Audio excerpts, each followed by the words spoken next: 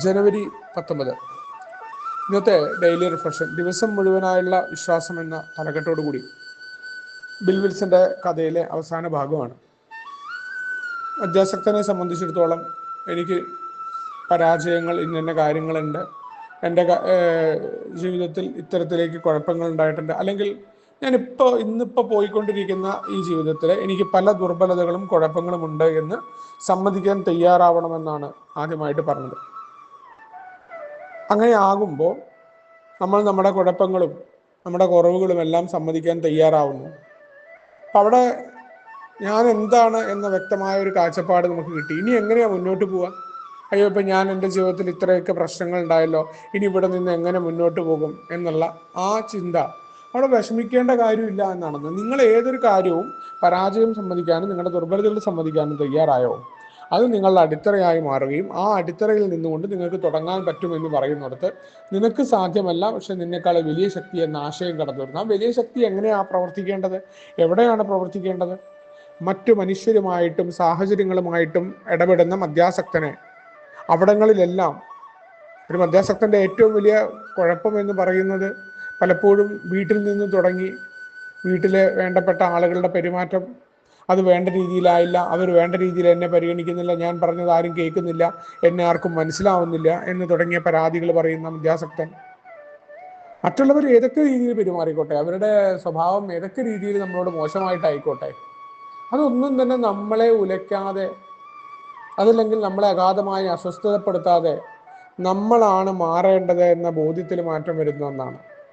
മറ്റു മനുഷ്യരെ അംഗീകരിക്കൽ കൂടി അവിടെ വിശ്വാസത്തിന്റെ ഭാഗമായിട്ട്, എന്നെക്കാൾ ഒരു വലിയ ശക്തി എന്ന ആശയം, ആ വലിയ ശക്തിയെ വിശ്വസിക്കാൻ തയ്യാറാവുന്നതിൻ്റെ ഭാഗമായിട്ട് തന്നെയാണ് മറ്റൊരാളുടെ അടുത്ത് നമ്മൾ കീഴ്പ്പെടാനും, നമ്മുടെ മുന്നേ കടന്നുപോയ ഒരാളുടെ അടുത്ത് സ്പോൺസർഷിപ്പുമായിട്ട് ബന്ധപ്പെട്ടുകൊണ്ട് പ്രോഗ്രാം ഏറ്റെടുക്കാനും, എൻ്റെ ബുദ്ധി മാറ്റിവെക്കാനും ഞാൻ അവിടെ തയ്യാറാവുന്നു എന്നുള്ളതാണ്. ബില്ല് വളരെ കൃത്യമായിട്ട് പറയുന്നുണ്ട്. നമ്മുടെ ലൗകികമായ ഭാവവും സ്വഭാവലാകവും വളരെ ഞെട്ടിപ്പിക്കുന്നതാണ്. അതാണ് അതിന് തൊട്ട് മുന്നേ പറയുന്നത്. പക്ഷെ ആൽക്കഹോളിക്സ് അനോണിമസിൽ ഓരോ അംഗവും പ്രവർത്തിക്കുന്ന വളരെ ആത്മാർത്ഥമായിട്ടാണ്. തൻ്റെ ജീവിതം ഏതൊക്കെ രീതിയിൽ അനിയന്ത്രിതമായിരുന്നു എന്ന് തിരിച്ചറിയുന്ന ഒരു മദ്യാസക്തനെ സംബന്ധിച്ചിടത്തോളം ആ മദ്യാസക്തൻ മറ്റു മനുഷ്യരുടെ സഹായത്തോടു കൂടി മറ്റു മനുഷ്യരെ അംഗീകരിക്കാൻ തയ്യാറാവുന്നത് കൂടിയാണ് എയുടെ മീറ്റിംഗ്. അങ്ങനെ ആകുമ്പോൾ ഞാനത് വിശ്വസിക്കാൻ ആഗ്രഹമുണ്ട് എന്ന് പറയുന്നു. ആ വിശ്വാസം നമ്മളിലൂടെ പ്രവർത്തിക്കേണ്ടതുണ്ട്. അപ്പോൾ ആ പ്രവർത്തനം എന്ന് പറയുന്നത് എന്താണ്? ജീവിതം ഇതുവരെ പോയിരുന്ന ജീവിതം കൃത്യമായ രീതിയിലല്ല. അതിന് കാരണം എൻ്റെ അനിയന്ത്രിതമായ രീതിയിലുള്ള ചിന്തകളാണ്. ചിന്തകളെ നിയന്ത്രിക്കാൻ പറ്റുന്നില്ല. അപ്പം അതിന് നിയന്ത്രണം വരുത്താനുള്ള തുടക്കം ഞാൻ തുടങ്ങേണ്ടതുണ്ട്. ആ തുടക്കമാണ് എൻ്റെ കുഴപ്പങ്ങളും ദുർബലതകളും തിരിച്ചറിയുക എന്നത്. ഇനി ആ തിരിച്ചറിവിൽ നിന്ന് അത് മറ്റൊരാളുമായിട്ട് നമ്മൾ പറഞ്ഞ് മാറാനുള്ള ആഗ്രഹം പ്രകടിച്ച് അതിനായിട്ടുള്ള പ്രവർത്തനങ്ങൾ തുടങ്ങുന്ന ഇടം കൂടിയാണ് ഒന്നാമത്തെ പടി എന്ന് പറയുന്നത്. അപ്പോൾ ജീവിതത്തിൽ ഇതുവരെ ഞാൻ പ്രവർത്തിച്ചുകൊണ്ടിരിക്കുന്ന രീതി ശരിയല്ല, ഇനി ഇവിടെ നിന്ന് ആരംഭിക്കേണ്ടതുണ്ട്. ആൽക്കഹോളിക്സ് അനോണിമസ് എന്ന് പറയുന്ന, അല്ലെങ്കിൽ എയുടെ പ്രോഗ്രാം എന്ന് പറയുന്നത് ഒരു ജീവിത രീതി മുന്നോട്ട് വെക്കുന്ന ഒന്നാണ്. ആ ജീവിത രീതി എങ്ങനെയാണ്? പണ്ടത്തെ അതേപോലെ ഞാൻ വിട്ടുതരത്തില്ല, ഇനി ഞാൻ അങ്ങനെ ചെയ്യില്ല, അല്ലെങ്കിൽ ഒരാൾ പറഞ്ഞാൽ 10 ഞാൻ മറുപടി പറയും, ഇതല്ല.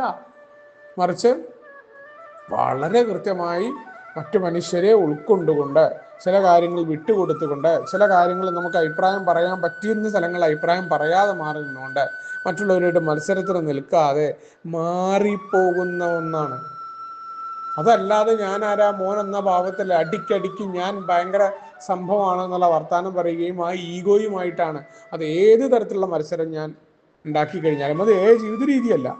കാരണം ജീവിതത്തിന്റെ എല്ലാ കാര്യങ്ങളിലും അതെൻ്റെ വീട്ടിൽ പ്രാവർത്തികമാക്കി തുടങ്ങിക്കൊണ്ട് സമൂഹത്തിലും ആൽക്കഹോളിക്സ് അനോണിമസിന്റെ മീറ്റിങ്ങിലും പ്രാവർത്തികമാക്കണം.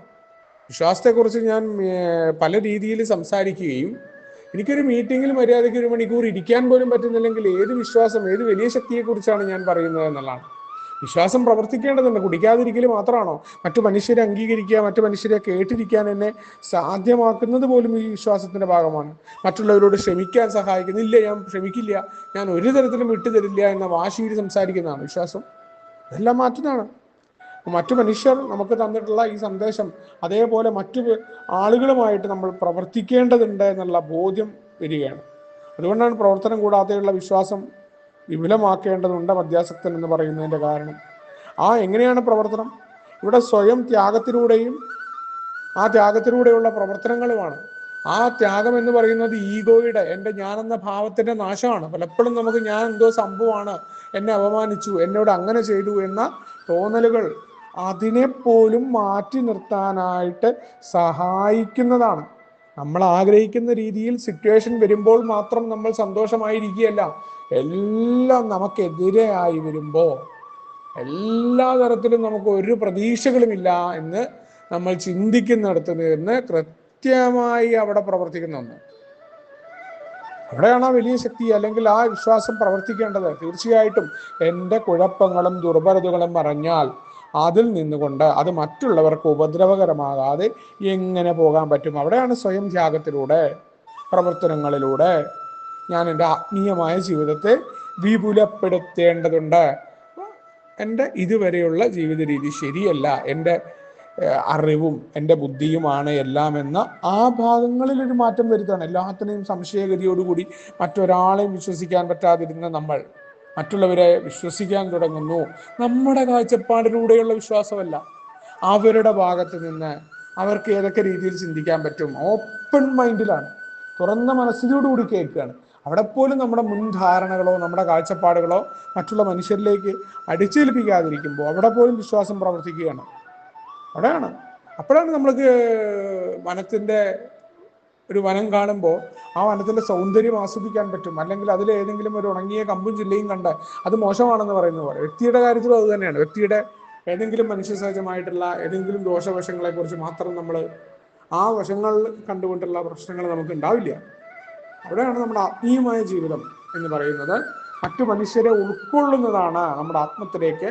മറ്റു മനുഷ്യർ നമ്മളെപ്പോലെ ആഗ്രഹിക്കുന്ന രീതിയിൽ മാറിയിട്ടല്ല, അവരെങ്ങനെയാണോ ആ രീതിയിൽ അവരെ ഉൾക്കൊള്ളാൻ നമ്മളെ പ്രാപ്തമാക്കുന്നെന്തോ അതാണ് ആത്മീയമായിട്ട് നിൽക്കുന്നത്.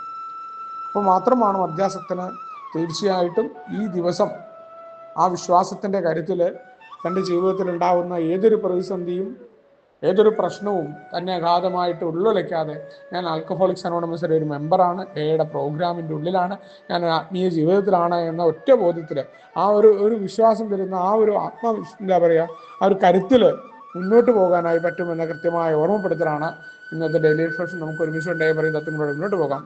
ശുഭദിനം, സുപ്രഭാതം.